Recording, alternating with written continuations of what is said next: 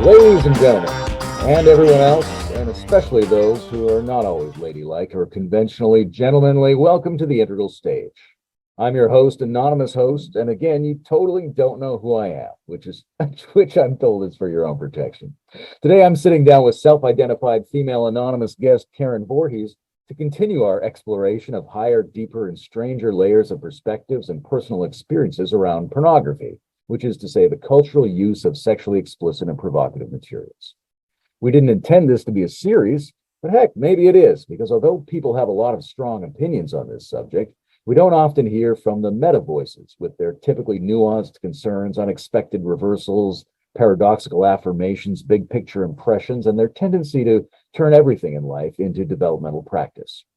How does that look when it comes to explicit depictions of human sexuality? What are the concerns and the opportunities?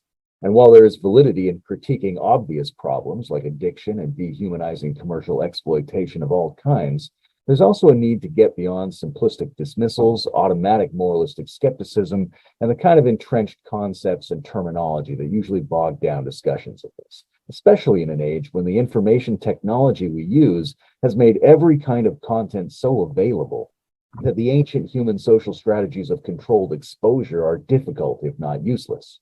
So I'm very happy to be joined by our non-anonymous guest, Karen Voorhees, to open some new pathways, transmute some perspectives, and give us the benefit of a wise, vital female eye on an endlessly murky topic that is primed for better curiosities. Hi, Karen. Hi there. Glad to be here. Let's do this maybe a little bit chronologically. I've developed this perverse habit lately of treating everything from the last 6,000 years as newfangled anti-traditionalist progressive radicalism, and viewing myself, by way of contrast, as a kind of old-fashioned conservative in my sympathies for the shamanic, megalithic, star-worshipping proto-civilizations of the distant ancestors.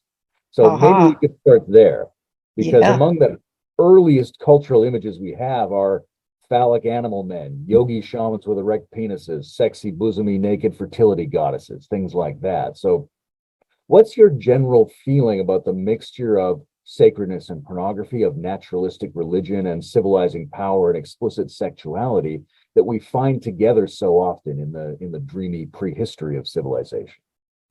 Okay, well, since this is a high-powered theoretical context here, let me start with some high-powered theory and work into some very graphic images. Yes, I am elated at the rise of what I'm just now going to label this neo-shamanism as I see bubbling up around me.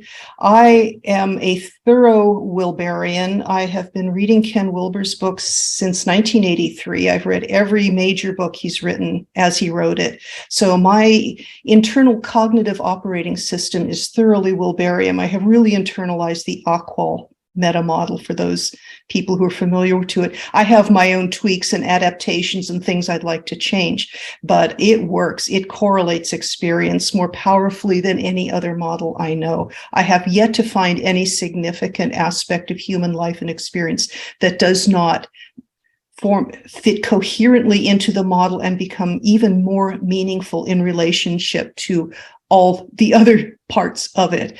So with that said, I see the first 6 tiers, these eras of human development. And I'll start by saying I have a PhD in cultural history here. So that's my academic background. I've also been meditating seriously for 40 years. So I have the whole spiritual thing, yada, yada. Ken Wilber fits it all together. He's done our hard work for us, showing how it all is part of a larger whole. Beautiful. Okay, that said, the eras of human culture, let's call it culture, that you talked about for the up until about 6,000 years ago, yes, that's shamanistic and also moving into polytheistic. Those you can measure 6. Those are the first 3 eras of human culture. The 3 eras that have come from 6,000 afterwards, which were really Gebser defined them, the mental pre-modern, modern, and postmodern. Let's call them medieval, modern, and postmodern. I'm slotting what you just said Mr. Fox, since you're anonymous, into that developmental model. 6 major eras of human development leading us to today, where we are in the transition to the 7th, which we call integral. Those form tier 1. First tier, I'm going to invoke spiral dynamics for those listeners who are familiar to it. I'm going to invoke Gebser, many other models. These form kind of a complete octave, if you were, really a heptave. The next new era is starting a new tier. These tiers repeat, but at higher octaves. This is my cognitive model. So with what this neo-shamanism that I see emerging around me, this is already stage 2 of the 2nd tier. We're seeing a revival of the innate shamanism in nature, in ourselves, but an octave higher than it was, 100,000, 45,000 years ago. According to the archaeological evidence, what we would call shamanism started maybe 45,000 years ago, probably earlier, but that's the earliest we have evidence. And if we're able to show some of the images I have on my desktop, I can show you the earliest image of a human male and the earliest image of a human female that we know of, that we have found to date. They appear with the earliest evidences of shamanistic practice around 45,000 years ago. And that was the basis. All over the world, you find some version of shamanism. There's a spirit in every rock and bush and bend in the river. That our sentience is meeting the sentience of the natural world around us, and in some very spiritual ways. If my model is right, the tier 1 goes through 6 kind of levels, kind of like a parfait, a layering of human cognitive capacities that precipitate out and become conscious, and that we can self-regulate consciously. They have these 6 layers of cognitive capacity to regulate ourselves have precipitated out over the last 200,000 years of our species in certain layers. Archaic, magic, which is the shamanistic, that started about 45,000 years ago. And then we get into polytheism with agriculture. We still have the spirits, the animistic spirits, but now we're thinking in terms of gods and goddesses, and we have agriculture. It's a completely new way of being, okay? That's number 3. Number 4 is the great monotheisms. We have the axial age, the great monotheistic religions. Now we have law. We have moral law, a sense that there are moral codes handed down from a God on high, but there are also civil law codes that start. We have civil law. It's ways we start to self-regulate how we are with each other in more deliberately constructed ways. And then we go into the modern, the rational scientific era, the postmodern, and you notice that these consecutive layers happen faster as time goes by. Well, we've completed a complete circuit, and with integral, with the beginning of tier 2, we have come around and we're starting the same sequence, because these are very, very deep patterns, very deep patterns. We're beginning to cognitively, consciously be able to recognize and self-regulate at more and more subtle levels, but we're repeating the same cycle in a higher octave, as it were. So we've already passed through with what Ken Wilber calls teal. We've moved from that into turquoise, what Ken Wilber calls turquoise, which is the second stage. This is the neo-shamanism. We're starting to reawaken to the vitals, the life, the sentient life in nature around us and in ourselves. So I think of this as neo-shamanism. Now this could go off in a lot of directions, but it's exciting to see it happening around me.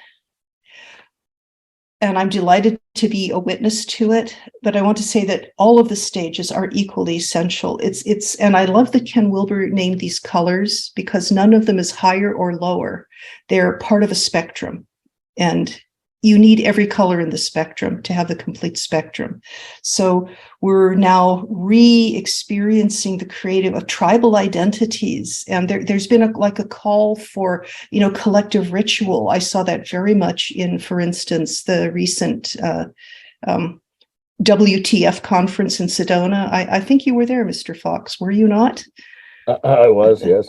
Yes, yes. And I heard not from you for some other conversations afterwards, this call for ritual, a sense of tribe. There's a sense that we're a tribe. We want rituals. We want connection with the land. We want a living, vital connection with the land. This is the reawakening of that innate shamanistic level in every one of our psyches.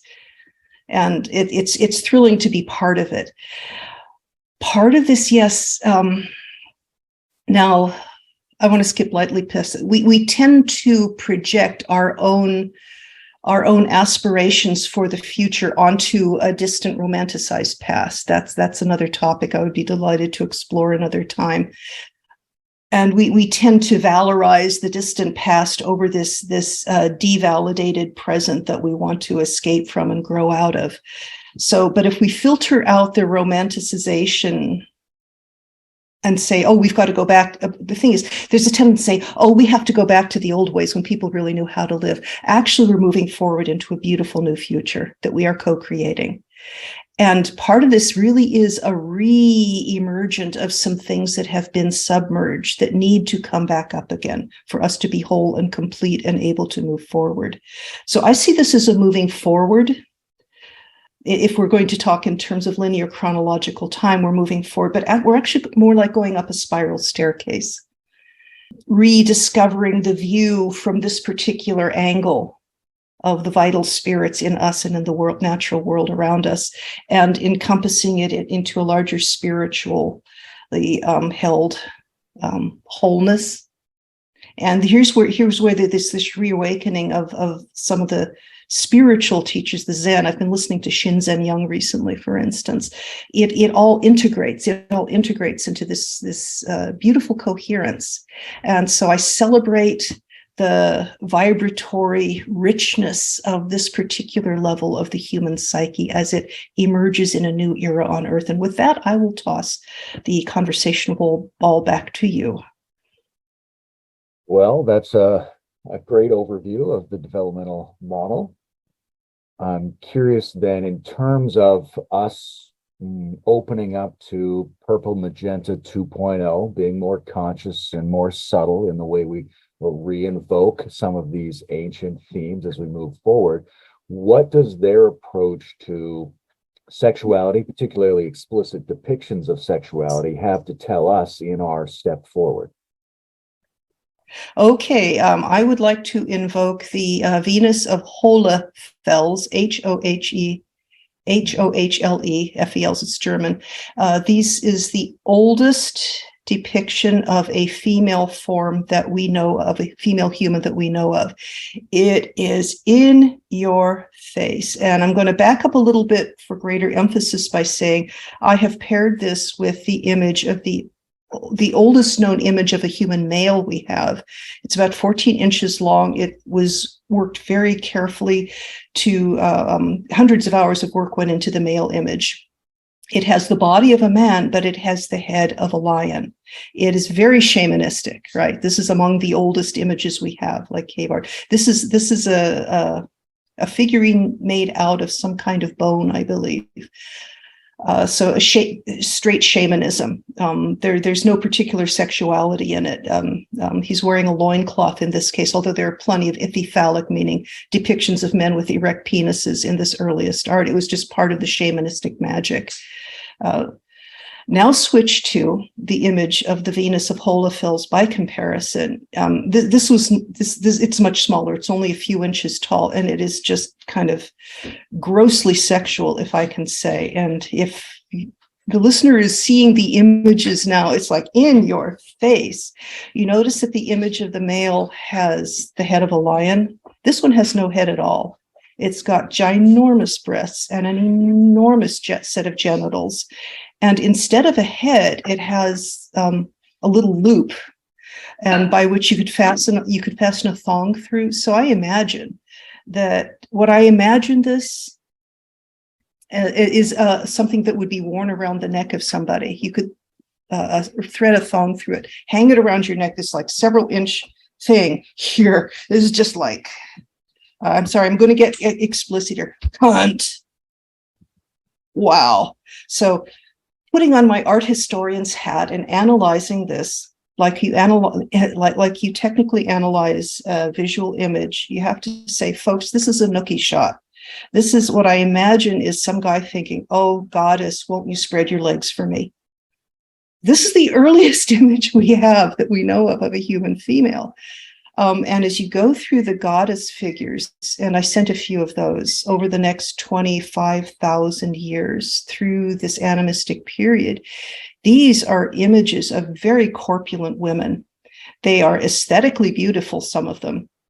Excuse me, I've got to change my window shades. I'm getting sunlight on my face here. Excuse me a moment, I'll be right back.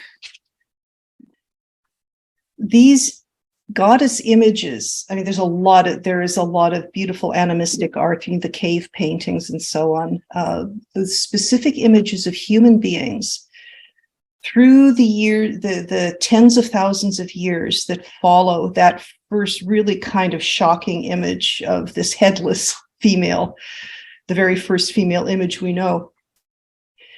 The image down to about 5,000 or 6,000 years ago, these images typically are very corpulent women who look misshapen to us, like heavy middles. These are, while they may be aesthetically beautiful as objects, they are not what we consider sexually attractive women. But what they are, as my brother's mentioned when I was showing him these images, these are the images of women who've had children, multiple children. Big around the middle, drooping breasts. So fertility. In fact, one of the images I didn't send you, I can send it later, was found many years later after agriculture had begun. Agriculture began around 10, 11,000 years ago. But this image was found, I think, in a grain bin, and it's of a very heavy woman. And she's seated on a throne, and she's apparently having a baby, and she is not what we would consider a beautiful woman. We'd look at her today and kind of go, oh, we are so conditioned by our commercial media, but that's a whole other subject. But fertility, the fecundity of nature. The first image of what we would consider a sexually attractive woman that I know of wasn't until ancient Sumer, I think. I'd have to look this up, but that would be what, about 6,000 years ago at most, which was about your time period, Mr. Fox, where you said, after that, I forget the words you used, but after that, we have these cultural developments that we want to get back away from and move back toward the earlier shamanistic style. So, fertility. That seems to have been... In your mind, we can sort of track the very beginning of human depiction in a kind of pornography that's a little bit like what we would call MILFs today, some kind of explicitly sexualized maternal figures. That maternal porn is the beginning of human depiction, in a sense. Yes. And we're tracing it forward from there. Yes. Yes, fertility. Yes, the in-your-face sexuality. I mean, nobody seemed to have thought twice or blinked about it. I mean, it makes sense. You're running around in the natural world. You're wearing loincloths, maybe you're wearing stuff, but you're sitting. There is no privacy to begin with. I mean, you're really kind of fused. I think in that era, psychologically, we had more of a sense of ourselves as members of a tribe, and only secondarily as individuals. And that, by the way, has persisted through to today in some of the more traditional cultures, as in China. Even into some of our own near ancestors, like grandparents, where you are more a member of your family first and only an individual secondarily. In China, for instance, you have your family name first and your individual name second. So that strand of human culture is still very, very, very, very close under the surface of our recent history. And the point there being that until very recently, there was no privacy. So sexual activity, everybody knew how babies were made. I mean, you saw animals doing it around you all the time, whether you're out in the forest or whether you're on a farm. And up until 100 or 200 years ago, 97% of people lived on rural farms. It's only in the last 100, 200 years that we were, quote, affluent enough that we didn't have to have 97% of us living on farms producing the food. Everybody knew how babies were made. You might have some modesty about clothing so that you're not sexually stimulated all the time, but sexuality was no mystery. It's just there's no privacy. You know who's over on the far side of the room making love with his wife, or her with him, or you might not know who's running off into the rye fields to secretly have a tryst. But if you were married, I mean, you didn't have separate rooms. There was no privacy. So this sense of sex being something nobody else knows you're doing is fairly recent also, which may be one of the reasons we're so hung up on sex. Because this makes me curious about the concept, the affect that goes along with the concept of pornography. And granted that that's different from person to person, yeah. But when we sort of collectively think and feel into pornography today, are we accessing a feeling quality that would have been common to our distant ancestors? Or are we accessing a feeling quality that's produced explicitly as a kind of rebellion of this knowledge against the privacy culture generated by the architecture of the last couple hundred years? Is this a recent feeling, or is this feeling putting us in touch with an ancient feeling?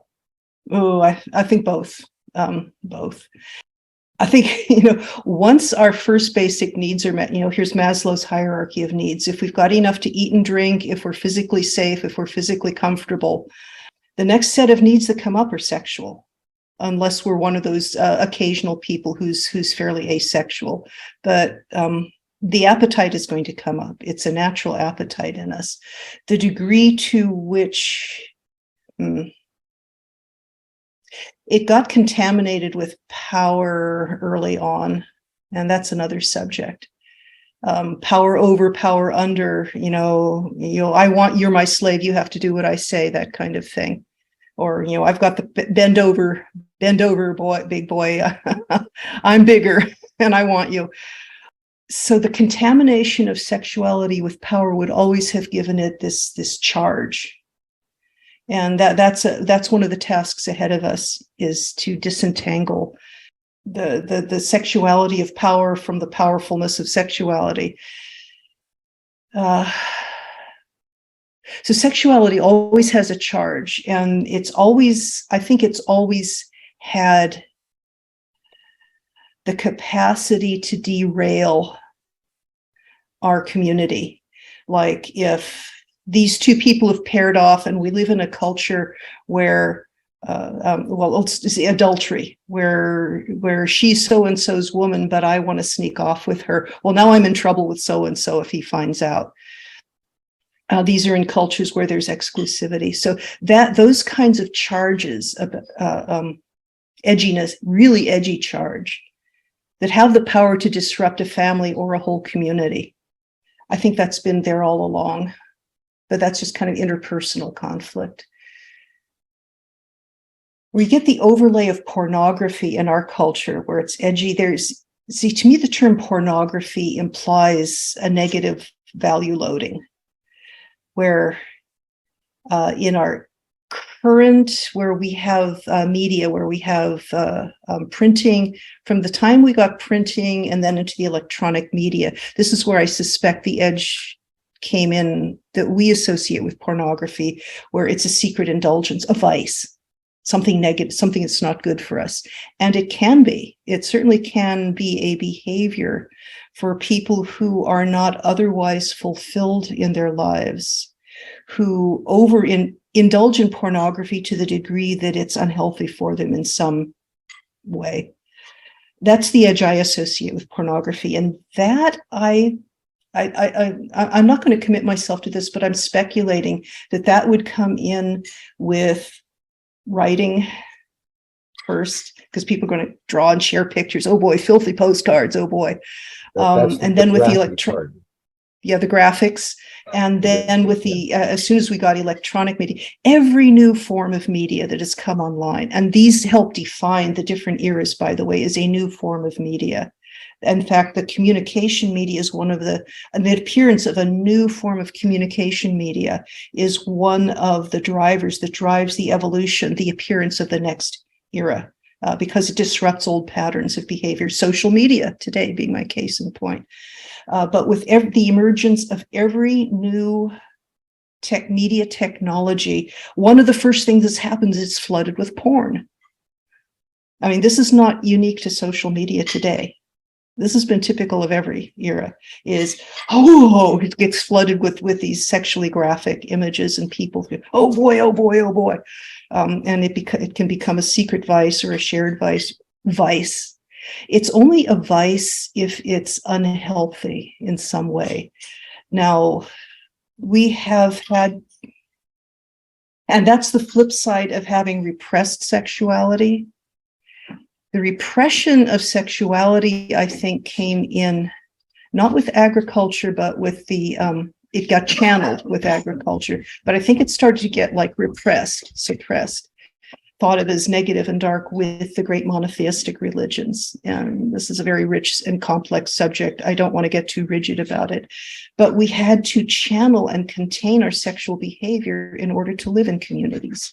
And in order to live in more and more complex communities, such as permanent agricultural towns, where the same people are living together year round. In earlier societies, the hunter-gatherers, where shamanism was the natural expression of spirituality. In earlier communities, you go off in little tribelets because you're foraging, you're living on the land. But typically, there's a huge variety of practice here, but typically you would collect with the larger members of your clan once or twice a year, maybe winter over together, or collect once a year to trade or something. If you were just in unresolvable conflict with somebody in your little tribelet, you could go off with another sub-branch of your clan when the clan scattered for the spring foraging or what have you. You didn't necessarily have to just stay in the same little tiny community with the same people forever. So if the two of you just cannot figure out how to get along, you have other options. When you start getting into year-round communities, like with permanent settled agricultural communities, starting around 11,000 years ago, and this is where I'm setting the integral novel I'm trying to write is set at that hinge, that shift from hunter-gathering to settled year-round agricultural communities. This newfangled technology, agriculture, it's changing everything. Well, now we've got to figure out how to get along year after year after year, and more stable family structures. I mean, I see them as not shifting partners so freely. And of course, this is going to vary hugely from one tribe to another. I mean, it's hard to make general statements about this.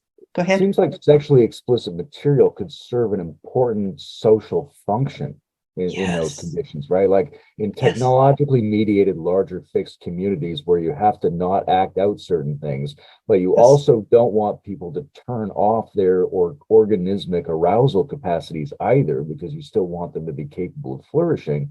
Then you provide them with an additionally mediated outlet for exploring those arousals without necessarily acting them out in the community. Bingo, socially mediated. And earlier on, these were, I mean, you would have festivals. I mean, fertility rituals, and this I'm working on in my novel. What would it have been like? When you harvest the crop, you have a big beer bash. See, I have subscribed to the theory that the invention of beer was one of the drivers of agriculture. This way you can have beer year round. Wow. You have enough grain, barley or wheat or what have you, to brew beer. And so at the end of the harvest, you have a mediated festival where you have the beer, and this is Dionysus. This is the whole Dionysian aspect of ancient religions. But it's carefully moderated. It's sacred. It's holy. You're offering it to the gods. You basically, sacred means it. Sacred means sacred. You offer it to the gods, you make it sacred. You have respect because the spirit in beer is very powerful. You modulate your beer festivals, your harvest festivals, because otherwise you end up with a frat party gone bad, right? So you have the priest and priestesses carefully modulating the festivals, and then everybody goes out and has an orgy in the fields, and this is a sacred ceremony because you're promoting the fertility of the fields. I mean, fertility,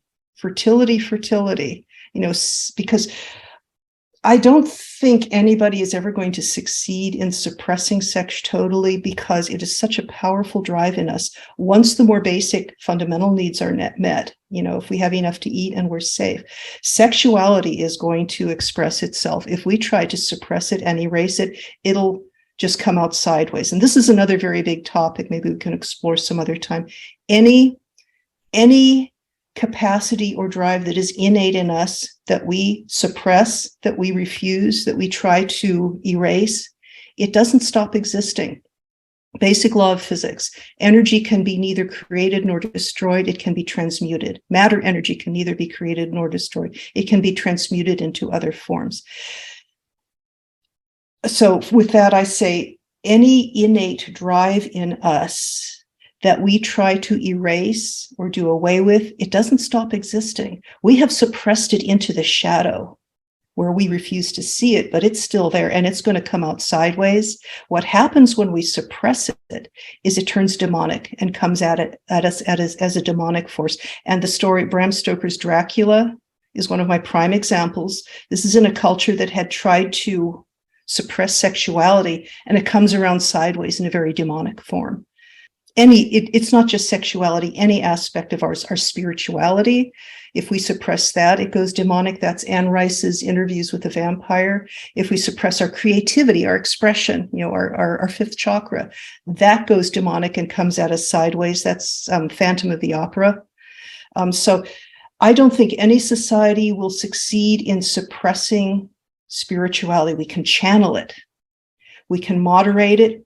We make it sacred. The ancient cultures made it sacred, and they had priests and priestesses. Once a year in ancient Babylon, was it? I'm not sure. One of these ancient Mesopotamian civilizations, the high priestess would ritually mate with the king once a year in a sacred ceremony. Sex was sacred. It was so powerful. I mean, these powerful things, you make them sacred by offering them to God. And by the way, this is the meaning of the word sacrifice. We think of it as kind of an awful thing. You make it sacer, you make it sacred by offering it to God. Sacrifice comes from Latin sacer, facio to make, as in factory. You make it sacred by offering it to God. And so you don't necessarily have to burn it up in a Holocaust. You can just offer it to God and then do it. And this is what we do today in our spiritual practice. Is we set our, excuse me, I was just listening to a wonderful talk by Roger Walsh at the WTF conference, and then again at San Diego Integral. We make it sacred by, before we start anything, we stop, we do our mantra or prayer or breathe or whatever.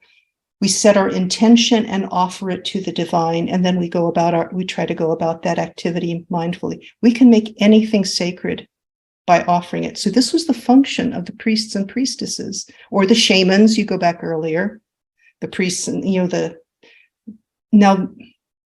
I'll just, if you want to, I have one further place to take this, which is that even in the Middle Ages, with the nuns and monks who withdrew from the world and totally forewent the possibility of any kind of sexual life, their mysticism had very erotic overtones. And I could give the example of Saint Teresa of Avila. We can, and if you want to, in the edited version of this, you can show that famous statue of Bernini, Saint Teresa in ecstasy. That was an experience she had, a mystical experience she had, where an angel penetrated her heart with an arrow, and she was on fire with the love of God. She describes it in her autobiography, and Bernini depicted it very erotically. It was a very controversial sculpture, but the point is spiritual. And even St. John of the Cross, the origin of his book, The Dark Night of the Soul, a spiritual classic. I mean, these were very austere monks and nuns who dedicated their lives to contemplation, like Zen people do. the origin of the whole concept of the dark night of the soul comes from a poem about leaving your body in meditation and having an eros, a union of your soul with the divine. And his poem at the beginning of his book, Dark Night of the Soul, expresses it in very erotic terms. So we can sublimate, we can transmute, we can raise the octaves. We can do this. And that's part of the drive, the eros, the drive back to the divine, that eros that takes us from manifestation back to the divine, that balances the agape, the divine outpouring into this manifestation, the outpouring of the divine love, the agape, into manifestation. And then the return arc is erotic. It's eros. That's why Ken Wilber called it eros. It's the union of the ultimate eros. The ultimate erotic act is the union of the soul with the divine. And so shamanism is one of the bandwidths on this bandwidth of unifying the soul with the divine. So that's probably enough of a burble for now. I will toss the conversational ball back to you. Sure, there's several things in there that I'd like to explore, but let's touch on this, classic image of Saint Teresa. Yes. And this sense that there are a couple different ways for people to think about the alchemical transmutation of sexual arousal into mystical and spiritual conditions. Yes. Yes. One of the ways to think about it is sort of moving the energy away from the lower chakras toward the higher chakras, so to speak. Right? Yes. There's a way of appreciating, even though we're calling it ecstasy and Bernini is presenting something that might as well be a graphic pornographic image. Nonetheless, people are encouraged to sort of think of that as something operating between the heart and the mind or beyond, and not necessarily involving the lower body. Now, the other way to think about it would be to think about all of the aspects of the organism being involved and all of them being refined and changed and blended together in some sort of quasi-tantric sense.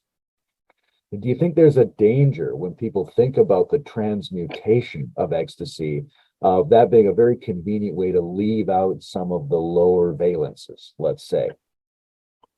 Oh, there's always a risk. We are dealing with very, very great powers. We are dealing with cosmic powers here. There is always danger, especially, and tantric, I don't know much about tantric or Kundalini yoga. I have done a little bit of Kundalini yoga. It is a way of very deliberately moving the energy from the lower chakras successively up. And I would, you need to know what you're doing. You can fry, I have heard, you can fry your nervous system if you do it wrong. It's like electricity. Look at what electricity does for us. This is a power of nature. It's an innate power of nature. We conduct it into our own homes in a very concentrated form. But if we get it wrong, we can burn down the house. We can kill ourselves. If you're dealing with electric wiring, you want to know what you're doing. You don't want to do it as an amateur. You want people who know what they're doing. On that analogy, if you're going to deal with Kundalini yoga, you want teachers who really know what they're doing. These are real energies. It's not necessary to deal with them. If I need wiring done in my house, I call the electrician. I don't deal. I have the advantage. I can turn the light switch off and on. I can turn on the oven.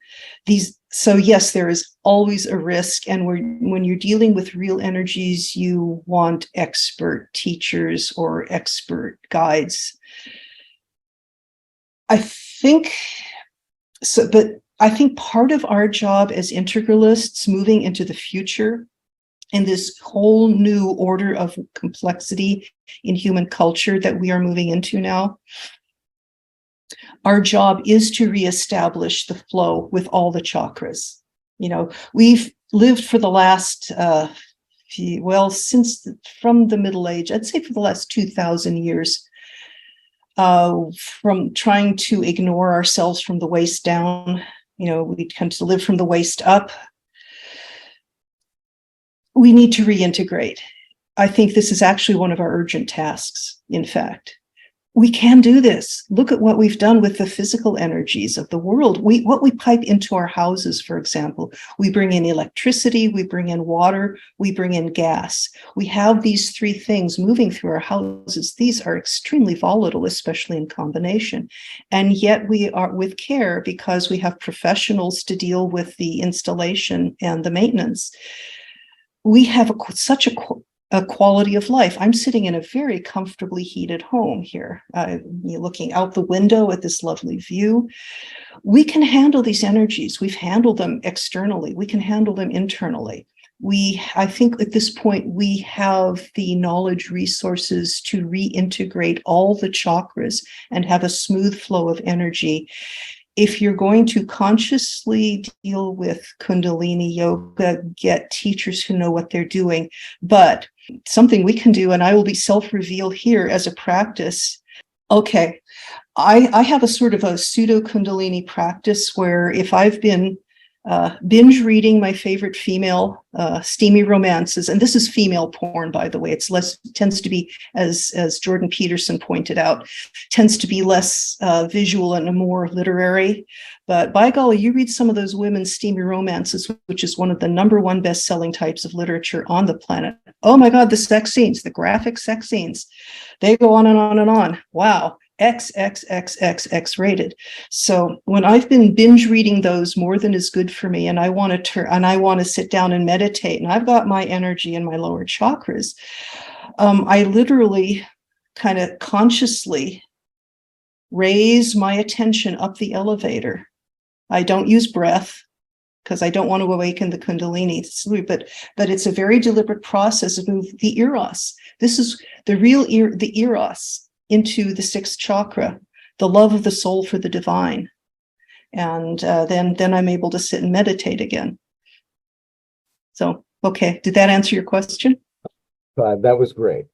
In terms of, I'm curious about the role of exploratory play in trying to integrate various energies, not even necessarily Kundalini-like, but just sort of psychophysiological energies of various kinds, because there have been, like you were saying, no system could really fully suppress sexuality, but as we stand in the modern and the postmodern, we inherit systems that have variously tried to suppress it in various degrees. So we all inherit some degree of openness and some degree of suppression.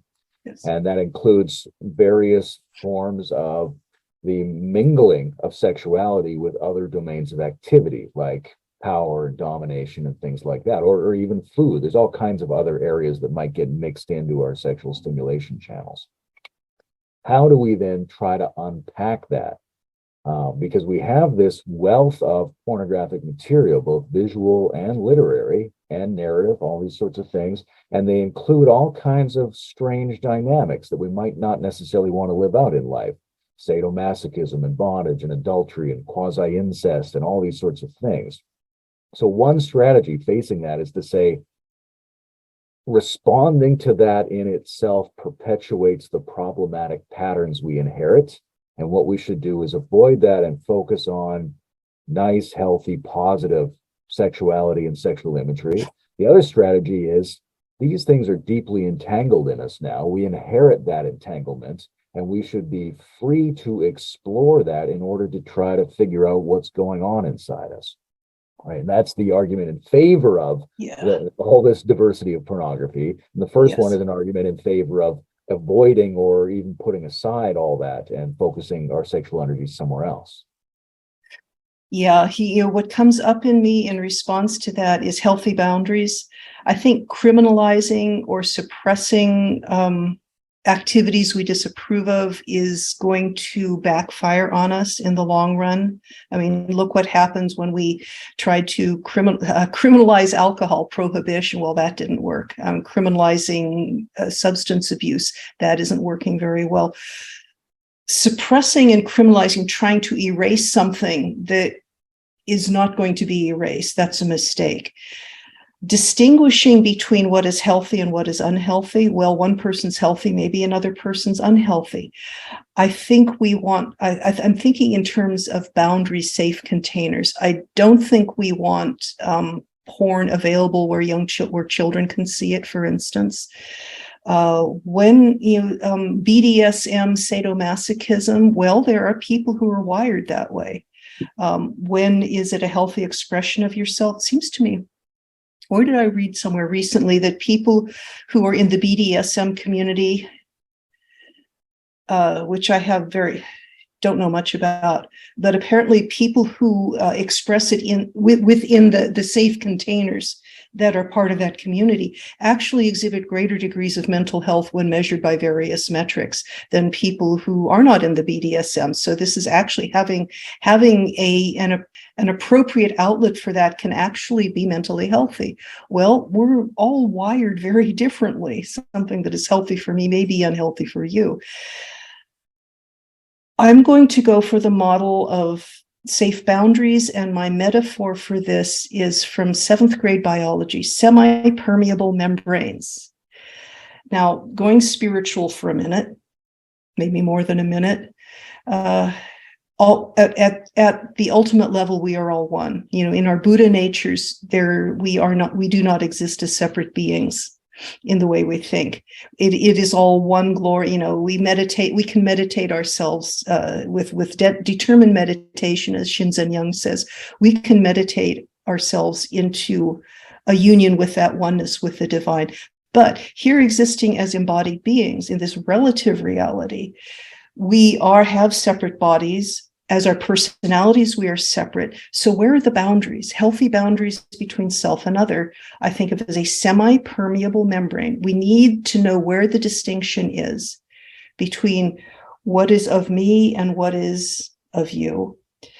Just the same way we need our skin is a boundary, but these boundaries are semi-permeable, or like the surface of a leaf or the surface of cells.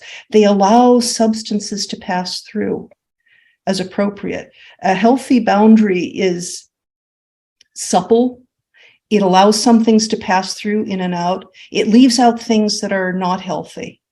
So it's hard to make generalizations because, as I said earlier, what is healthy for one person may be unhealthy for another. What is healthy for one community may be unhealthy for another. So and this is why I talked about containers before we began.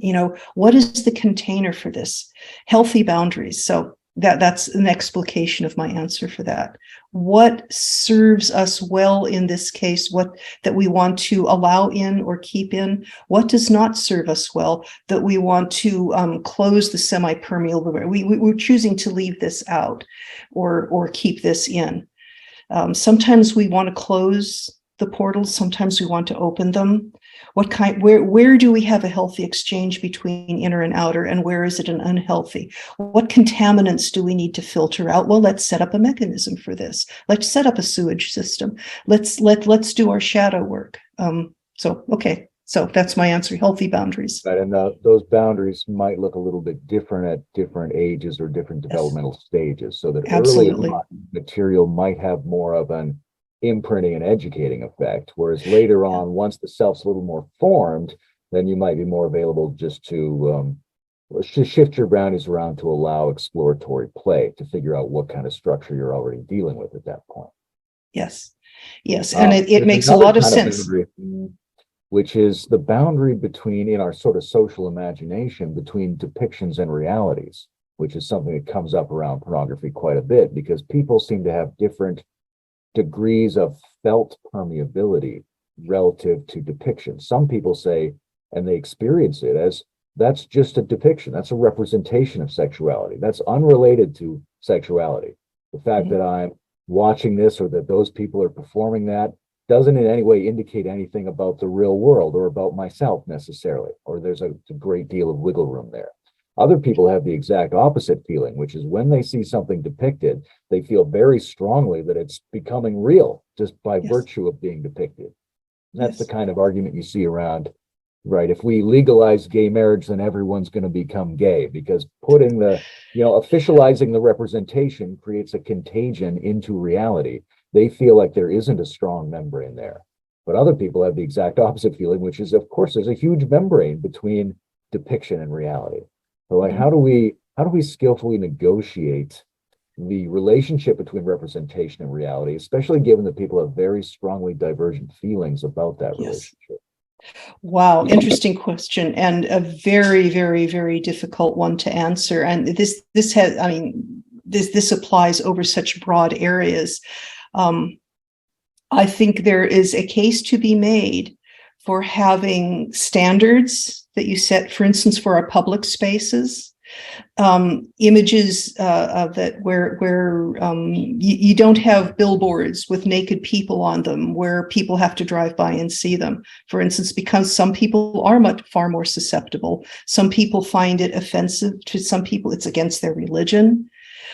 I could and this is just an ongoing back and forth. I could see a case being made for having standards for, say, billboards where people have to drive to go by freeways where people have to drive to go to work, where any substance or behavior that has a 12-step program for it cannot be portrayed in a public space that people have to use.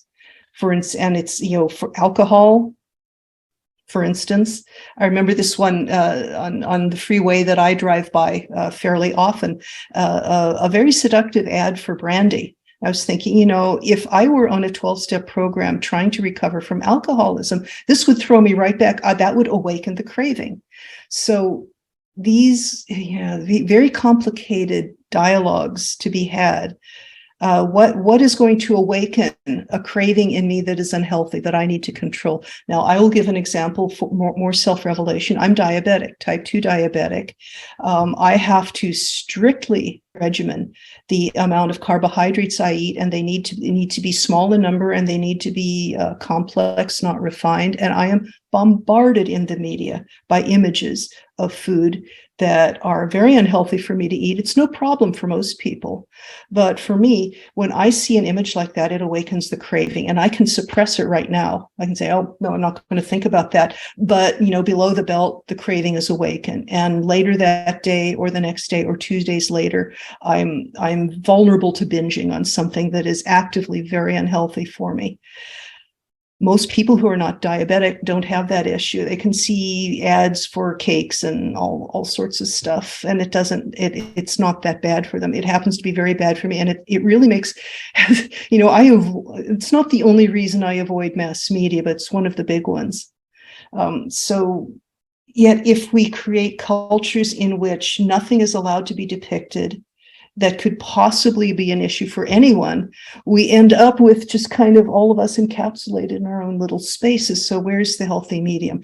This is a huge issue. It's not just sexuality. It's any behavior that could be a compulsive, problematic issue for people. So we do want some Goldilocks zone in here, but where that's going to be is probably going to be a constantly moving target. While we're in the zone of self-revelation, is there anything you'd be willing to share about some of your earliest experiences of sexually explicit material?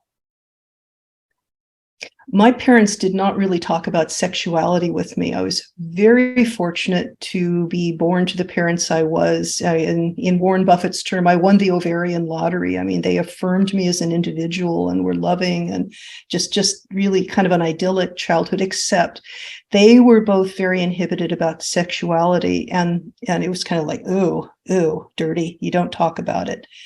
So they didn't really talk to me, but being good, liberal, postmodern people, they had a bookshelves and bookshelves full of all sorts of the great literature of the world that I just was free to explore. I mean, the Decameron and you name it, they had on their bookshelves.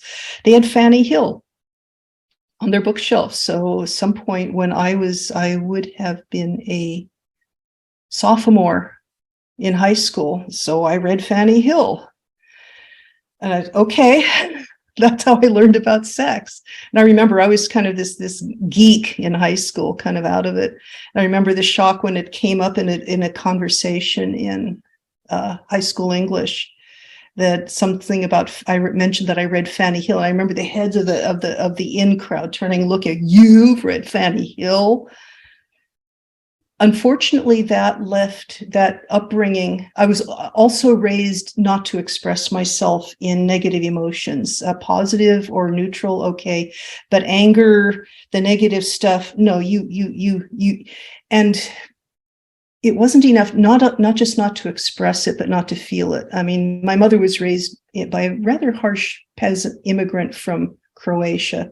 She had a pretty harsh childhood. And one of the ways that came out was when we were being disciplined, we were, spanked. I mean, you don't do that anymore, but we were physically, corporally punished. And after being thoroughly scolded and yelled at for whatever, and then the parting words were, and wipe that expression off your face. So also very early on, I must have been imprinted not to masturbate or not to touch myself. I remember one of my earliest memories must have been 2-ish, 3-ish. Parts of the body, the game, what's this? Oh, that's your arm. What's this? That's my eye. And then I touch my crotch. Oh, that's your body. So I thought until I was kind of a preteen, I kind of thought that the term for my vulva was body, B-O-D-D-Y, body. I was clueless. I must have been very early inculcated not to masturbate because I didn't even know that it existed. I mean, it just to touch myself below the waist. It was like an unconscious zone. It was totally unconscious.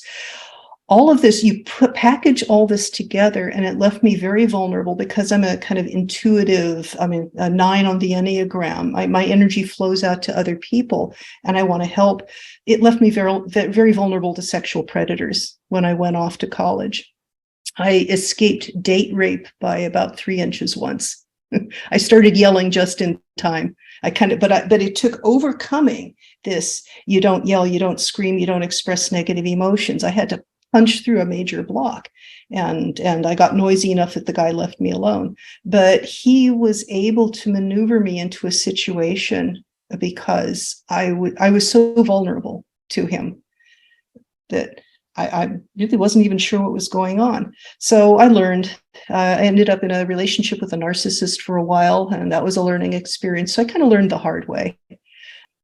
I would love to see in our new integral world to have all of the chakras in a healthy flow with each other, where children are taught about sexuality. And this is in my social church, Unitarian Universalists. They have a program called Our Whole Lives. And it's actually for all ages, but children are educated about their sexuality, starting from preschool in age appropriate ways, that this is a part of who we are, and just how to self-regulate in healthy, positive, life-affirming ways. I mean, to have sex positive, that this is just like breathing, like eating and drinking, excreting, expressing ourselves. Sex is one of the 7 chakras. I mean, it's a natural part of who we are. I would love to see it, all of the shame and the suppression of the past 2,000, 3,000, whatever years. I would like to see us outgrow that and kind of leave it like the chrysalis, leave it behind like the chrysalis that we are emerging from. I'm thinking of a way to segue a little bit toward the issue of language here. And Ooh. I'm remembering that the first time I ever had a pornographic magazine, the very next day, my mother in the hallway asked me to define the difference between eroticism and pornography. So I was mortified for a second. I clearly realized I had not hidden the magazine well enough. This is why this conversation was coming up. And we had a very interesting discussion. I respected her approach quite a bit, and I try to use it with the kids here, which is I want to make sure that they're thinking, that there's prefrontal cortex activity going on around the issue rather than just some weird reactive pattern around the issue. Because in the degree to which I know that they're being conscious evaluators, then I can trust them to make reasonably good decisions. But when I went away from that discussion with her, I found that I had a strong emotional reaction against that distinction. And I had this sense that I'm sorry, against the distinction between eroticism and pornography. Pornography, right. There's one class of nice, clean, healthy, spiritually friendly, sex positive material called eroticism. and this other class of ugly, coarse, populist, obscene pornography. And it's an interesting, you'd mentioned earlier that you sort of assimilated a sense that the term pornography is derogatory in a sense, that it describes something low or coarse or bad. And there's decisions going forward around the languaging, which is, do we reject the term, or do we reject the affect associated with the term? Like pagan is a word that's sort of been clean. A lot of people have a newly positive version of the word pagan in the last 50 years, whereas before that it would have been a derogatory term in your. So how do you think about that? Do you think that pornography is a word to get rid of in favor of a nicer word, or is it a word we can clean up and take back and move forward with? That's totally up to what we try. That's up to us either way. Now, I have always, in my mind, in the languaging, I have always understood the difference between pornography and eroticism, as eroticism is an expression of sexuality in some aesthetic way, value neutral, where pornography to me had the loading of something that is an indulgence that is unhealthy. And, I've seen a lot of male pornography. When I was dating a narcissist, I went to a lot of dirty movies, male, real just down low, dirty male stuff, dirty in the, dirty old men in corners, with trench coats kind of masturbating in the corner of the theater. That was the connotation. It's only derogatory if it's unhealthy, and I can see there are pornography addicts where this is something that they're doing that is a compulsive activity, that is a kind of a congestion of energy in a way that is not life affirming. It's a way of not dealing with issues that need to be dealt with. Unhealthy. If we can clean that out of the term pornography and find some other distinction between pornography or eroticism, or maybe we need to blend the two terms. I do think we need some way of distinguishing compulsive behavior that is unhealthy for the person and for society around that person, because that does exist. I can think of some examples. For instance, people who are let's take narcissism in the abstract, or just certain personality disorders where you are so tied up in knots because of your internal contradictions that you masturbate 3, 4, 5, 6 times a day just to release the tension. You can get it to the point where you're harming yourself physically, and you're using the sexuality for something that it's not really designed for. You're using it to release your own neurotic inner tensions, where you would be better served to find, I don't know, a therapist who can work through your shadow issues or what have you. So sexuality, pornography can be a way for men and women more usually with the literature, I think men more with the visual stuff. It can be a way for them to discharge built up energy in a way that does not serve them well. So I think we need some concepts or set of terms that will define that better than I'm doing it here, and hopefully lead to these people who are caught in these unhealthy eddies to help them find a way out if they want the help. The male-female difference around imagery and language is intriguing, right? Obviously, it doesn't hold across everyone. It's a statistical trend, and it could have a variety of different sources. It could be that the brains are just wired to go to different kinds of stimuli, although humans, by and large, have a much more aggressive optical system than many of the other animals. It may be something about the way different genders are installed within a particular technological media regime that we might be transitioning out of. Like, does it look the same if we move on to a basically post-literary culture? Does it still have that same distinction? Is there a sense in which words are obviously a safer, more conventionally acceptable way to get access to this material? Because, kids will get a pat on the head for reading a book when the exact same content in the form of an imagery might get them scolded. So there might be a conformist element to that. But I'm curious, and you'd sent me this link to Jordan Peterson discussing the book A Billion Wicked Thoughts, which is a Right. guy discussing a bunch of engineers who've evaluated female tendencies within the need to access steamy material through words and also through embedded narratives. So, what's your how particular to the genders do you think this media distinction is, and what was it about that Jordan Hmm. Peterson video that made you intrigued and want to share it?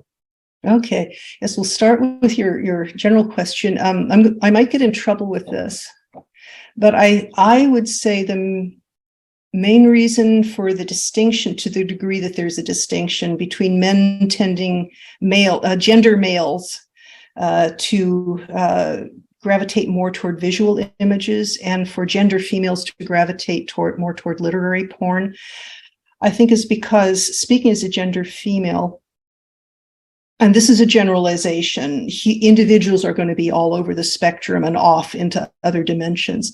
But as a generalization, with the males tend to be more oriented toward the action, the physical action, dick flicks, action adventure movies. Women in aggregate tend to be more oriented toward the relationships, chick flicks, right? Now, dick flicks will often have a romantic element where the hero gets the girl in the end. The reward for being a successful action hero is that you win the wonderful woman, and she's your mate now, or whatever, or you get to lay her or whatever. Where women, gender females it's more about the relationship. With the chick flicks, there can be all sorts of action adventure, but the relationship is the core of the movie, not a peripheral, not on the periphery.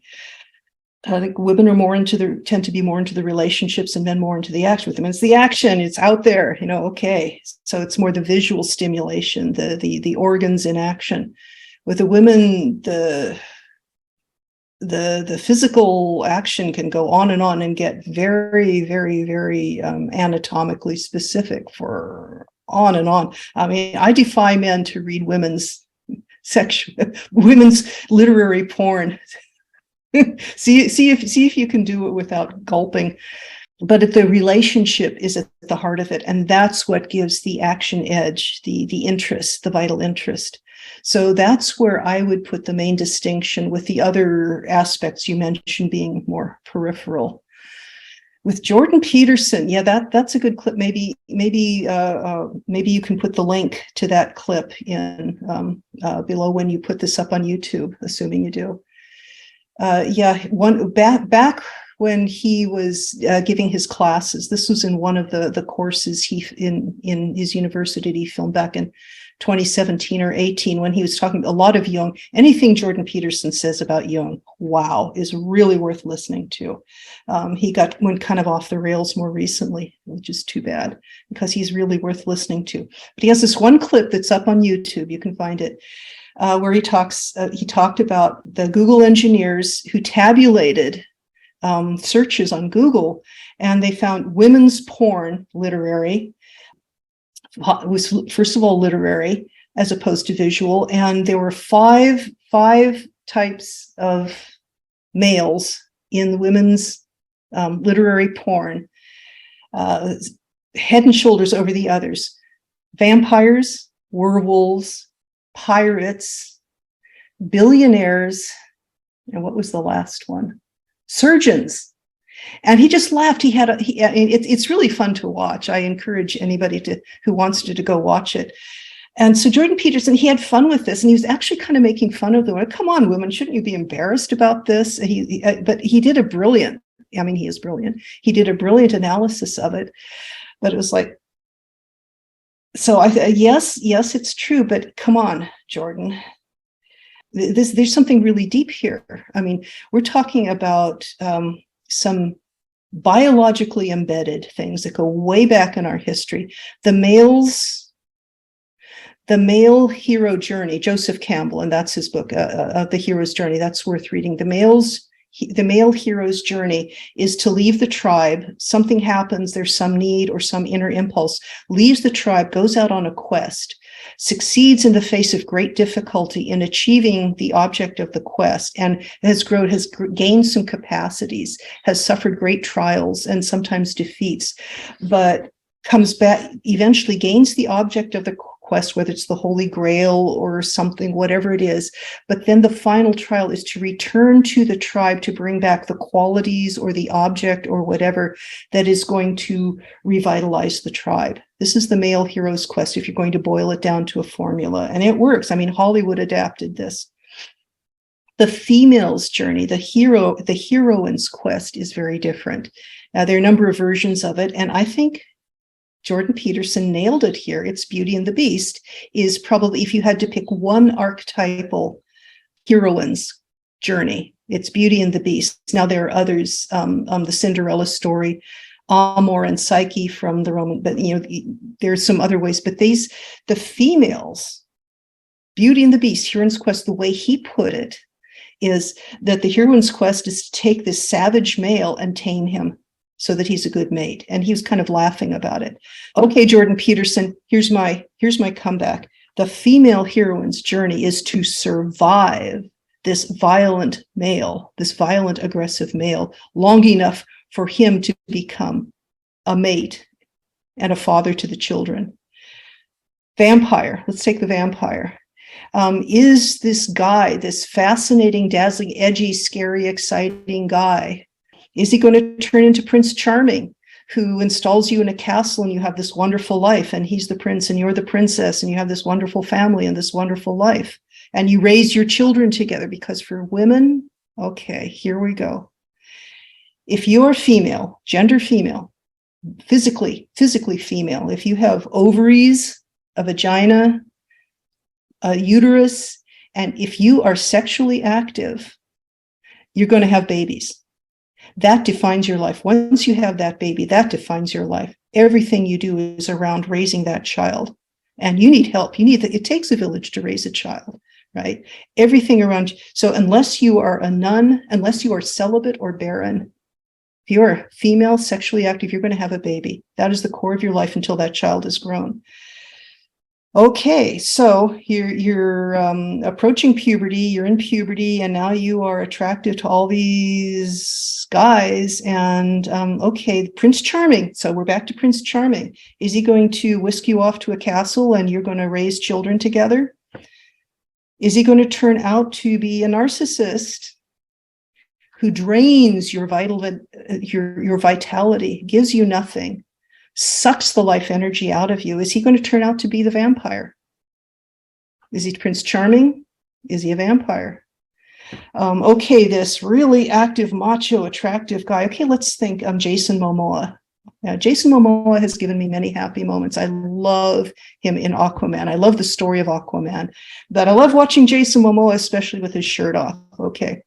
Well, is this strong, macho, capable superhero, wow, attractive, everything in my biological conditioning is saying, okay, baby, I'm interested.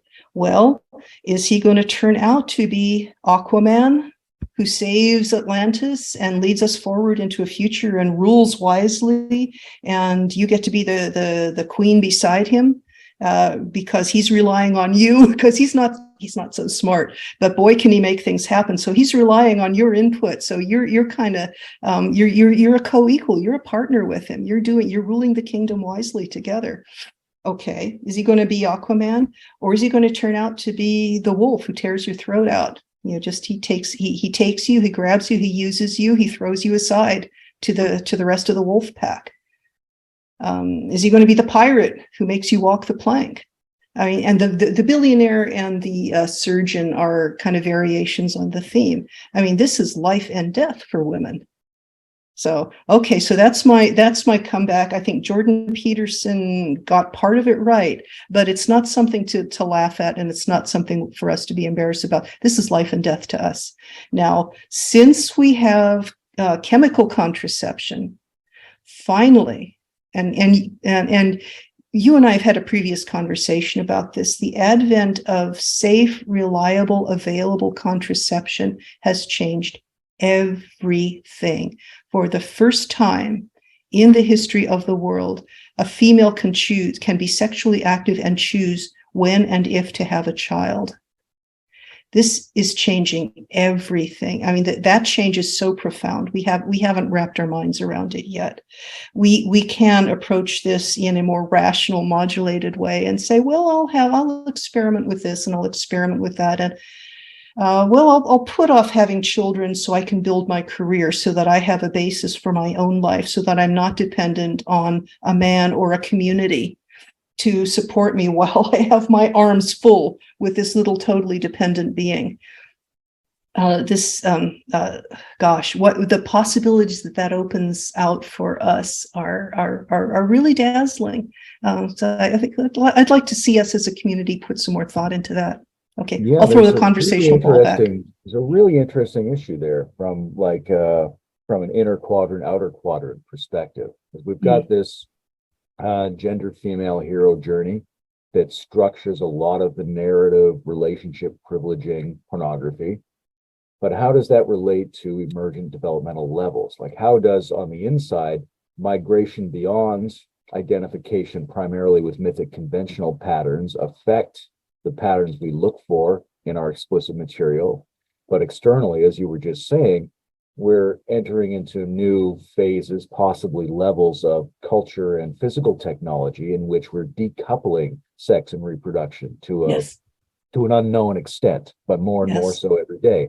How does that change the uses and the needs that we go to our explicit material for? Because it will be increasingly less the case that we require them to tell us something about the basic ancient reproductive journey. Ooh, that opens up all sorts of possibilities. That's a little too abstract for me. I mean, I think we absolutely need the basics, and I'm hoping for programs like the one I mentioned earlier, Our Whole Lives, where it's just we are held and educated as we grow up. I'm going to kind of step outside this a bit to say part of what I imagine for a beautiful future community is that the education is for the children is to where appropriate, where is that, explore your Goldilocks range. Where are your boundaries? What boundaries are good for you? And validate them and valorize them in affirming them and asserting them, so that we can go into this unknown territory together. And this is something that was missing in my background. I mean, I was back to my background. I was raised to respect adults, to defer to adults, just generic adults, not just my parents, but all adults are authorities. And I say yes, and I do whatever they tell me to do. I was raised to not affirm my boundaries. And that is something I have had to learn the hard way as an adult. I would hope that in future, as we go forward, that young people are educated to figure where their healthy boundaries are and affirm them and assert them vehemently where needed. So on that basis, then it becomes possible to explore a whole range of possibilities. And here I'm just going to throw in something kind of from the side that when we come to sexuality and sexual imaginings and sexual behavior, at least in imagination, sometimes it's more fun when it's edgy. And we definitely want to be able to explore the edges. But we also want to be able to, close the pores in the semi-permeable membrane where it becomes important to do so. And once we're able to have that flexibility, say, oh, oops, time to batten down the hatches, raise the drawbridge, nope. Then that opens, then we have the option of exploring some of the ranges of human behavior. So toss that back to you. Yeah, the thing that comes up for me in terms of thinking about how all of this is handled in a more integrated future is the need to embrace these topics more openly, such that there could be some exchanged advice about how to regulate yourself relative to this content. And we talked a little bit about the addiction problem already. Yes. But there's a big difference between being compulsively identified with a perspective and exploring that perspective in a way that's open to other perspectives that it can be integrated with, that it's open to your other values and other ranges of experience. I think there's a conversation to be had that I don't really hear anywhere about how to be present, how to be mindful, how to still be in connection with your emotions and your moral values and things like that, while engaging in some kind of sexual response or even some kind of pornographic exploration. Right? The chemical, neurological, psychological, and values mood that we're in makes an enormous difference. Yes. And we can't really discuss how to help cultivate a society in which people go into these experiences in the right moods unless we're willing to have a conversation about these types of content and experiences.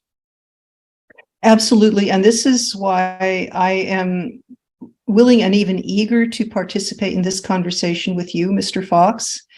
We urgently need safe spaces where we can have these penetrating conversations, where we can open ourselves to exploring the possibilities. Safe spaces, because this is fraught territory. Here there be monsters. We need places where we can, safe containers where we can explore some of these edgy places. I'm definitely sticking my neck out by having this conversation and knowing it's going to go on YouTube and so on. I want to encourage us to create safe spaces where we can have conversations and start creating some new collective how to even boil this down into terms as to basically explore what you just said and figure out how we are with each other. This is the basis for our human existence, how we are with each other in our upcoming, our newly emerging levels of civilization that lie ahead of us, because we're going to go up the stages faster and faster. This is my analysis as a historian. We need to be able to weave together our experiences in ways to create societies where these can be healthy and life-giving and regenerative. Now, we also need we need to be able to deal with the dark, degenerative, harsh, etc.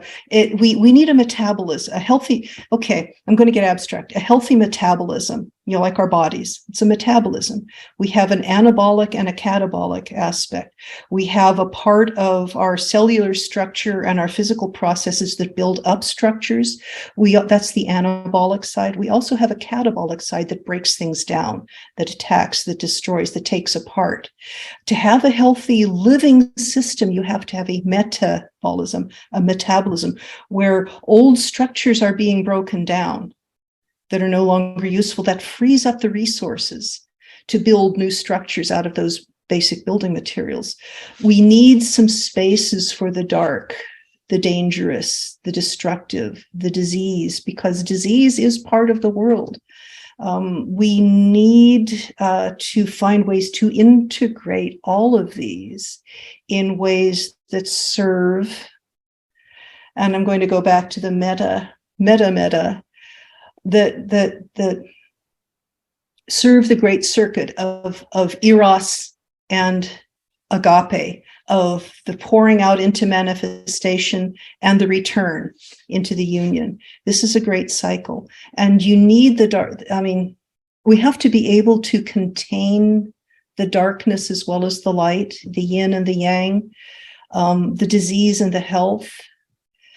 This is all part of a larger process. When the breakdown gets, we need the forces that break down also, that confront, that attack, that destroy, contained in a way that serves the larger whole. I look forward to a world in which we don't need war anymore. I look forward to an integral world in which the darkest forces of our psyche can be expressed in our arts, our sports, our entertainment, so that we don't have to have war, so that we don't have to have gang war.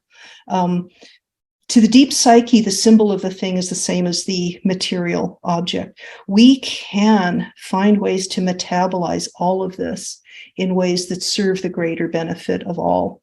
So I'm pumped that we're moving forward into, I'm really, really excited that we're moving forward into an integral world, but to reintegrate our sexuality and even the darkest aspects of our sexuality in a way that serves the well-being of the whole.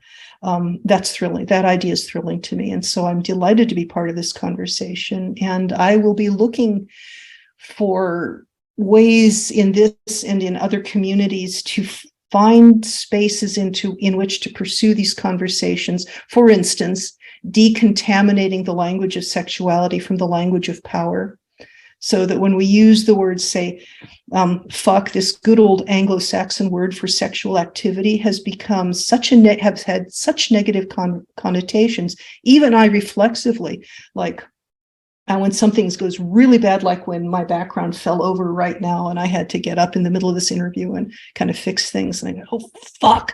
It's like, but that's sexual activity. That's beautiful. That's wonderful. I mean, can we decontaminate, and the role of, I mean, that's a whole other subject, but can we reconfigure, regulate ourselves in such a way that all of this is integrated into a system that serves the well-being of all beings? So, that's probably prolix enough. I will toss this back to you, Mr. Fox. I appreciate that you brought up darkness there, and it's interesting in a developmental sense, because things that might be functional at one level may become problematic and disease-like from a higher level's point of view. Yes. And we have to be able to explore those in order to move forward without bypassing or ending up with too much shadow material. And I think there is a subtle risk in communities where eros is endorsed and where we want to be sex positive, but it sounds like we're being generally affirmative of anything that involves sexuality. And that has to be understood to involve an affirmation of exploring negative responses as well, right? It's not like by having a discussion about pornography, we're endorsing all forms of pornography, but we might be endorsing the right kinds of conditions for a person to find out that they personally dislike or feel a bunch of it is really unhealthy. Or they might have something like a healthy version of shame relative to some of their own past experiencings and habits. So we need to create a space for people to feel positive, not only about exploring like edgy, dark sexual stimulation, but also about exploring feelings that might be legitimately problematic about their own patterns and other people's patterns. It's not just all rosy, but it requires the same container, which is a smart and unfolding and safe, well-boundaried, clean space where you can be in the right mood to explore all of these different affects and figure out where it is that you think is a good place to go based on that. Yes, and the challenge is to construct social spaces, both abstract and physical, where people are able to be in these spaces without, choose their spaces where they don't have to be exposed to things that are toxic to them particular, that may not be toxic to other people. So that requires some social regulation. And there's some people who want no social regulation. I think we need regulation. So some kind of consensus where, you know, for instance, I can go out into a public space and not be constantly hit on by guys in ways that are threatening or scary. There's certain public standards. I would like to be able to look around my world and not be assaulted by images of things that are very unhealthy for me to eat, that I have a compulsive craving for. So this has been an ongoing task for every human society from, you know, before shamanism. Actually, we have a new version of it here. There was another point I was going to make, and now I've forgotten what it was. So I'll toss this back to you. Well, having received the toss, I think we probably should bring this to an end, because there are a lot of different side paths we've come across in this discussion. But this is probably about the length of time we could expect anyone to listen in a row. So I want to thank you for being here and for the interest and the curiosity as well as the self-exposure and the risk that you're taking and that you're bringing to this. I appreciate it very much. These are conversations that seem to me to be very useful for the Yes. right kinds of people to have going forward. It's been an honor, a pleasure, and a delight. Thank you very much for inviting me.